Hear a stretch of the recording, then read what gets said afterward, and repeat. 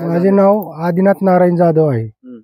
आमचा 308 गट नंबर आहे 2011चा। आमचा 4 चुलते होते वडिलाला धरून। त्यातलं माझं 5 एकर ऊस होता। त्याच्यात सगळी रीती आली। तुम्हाला बघायचं असलं तर दाखवू शकतो। रीती आली ही रीती सगळी ही वाळूच आहे। ही सगळी वाळू आली। त्यात खाली माती गेलेली सगळी, खाली काहीच राहिलं नाही, पेरायसारखी जमीनच राहिली नाही। आणि त्यातनं 5 एकर माझा ऊस असल्यामुळं माझ्या वडिलांना हृदय विकाराचा झटका झाला। पहिल्यांदाच ऊस लावलेला, पहिल्यांदाच ऊस लावला होता। खर्च झाला जवळ 4 लाख रुपये आणि त्याच्यामुळे हृदय विकाराचा झटका आला आणि त्याच्यात वडील एक्सपायर झाले।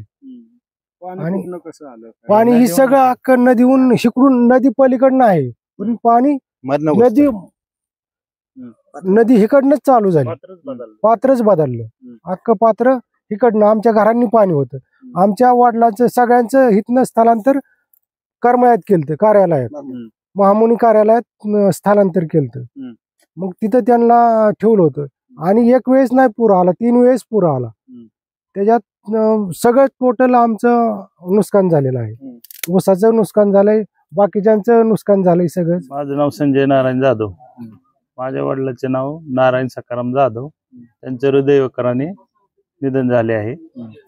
त्यांचं असं आहे की शेतीचं मध्ये महापूर आला, 3दा महापूर आला।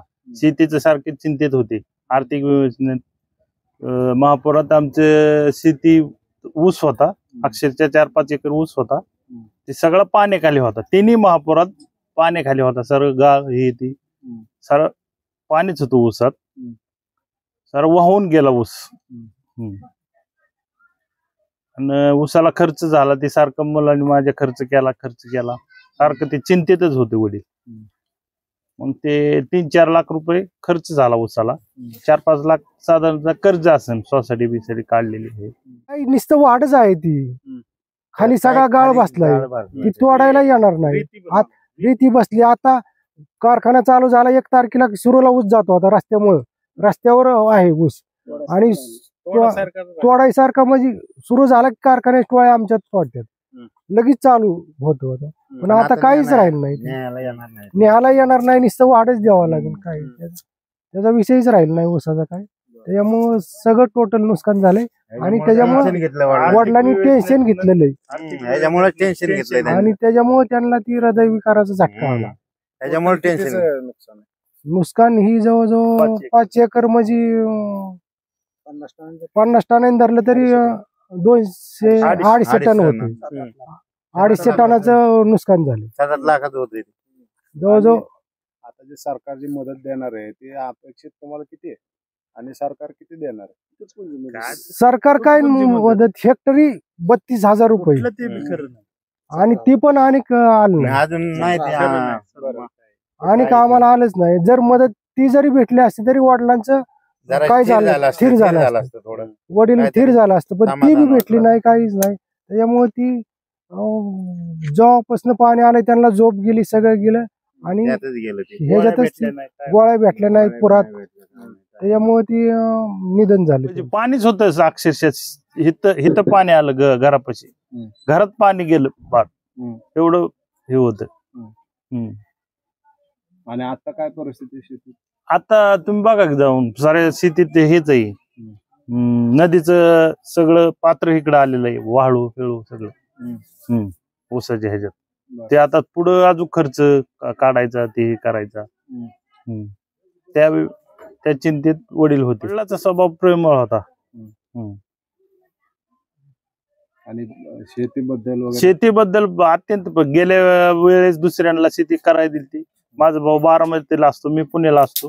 गेल्या वेळेस शेती दुसऱ्यांना करायला दिली, यंदा घरीच केली।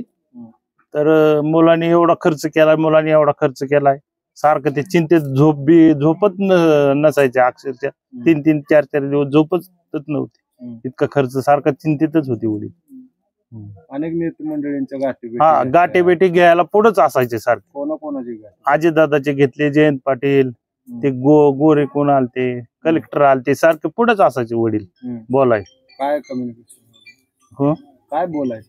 हेच की माझं नुकसान झालं, माझी भरपाई द्या, माझी भरपूर नुकसान झाली, माझा खर्च झाला, मला जेव कर्ज आहे, हे आहे ते आहे, सारखं पुढंच असायचे वडील. मग आता मिळाली का नाही मदत? नाही मिळाली नाही, अजून मिळाली नाही. जर वेळेत जर मदत मिळाली असती वेळेत तर- हा मग वडिलाला एवढं काय टेन्शन नसतं आलं, एवढी परिस्थितीच नसती झाली ना बरं. हृदय करायची ह्याची.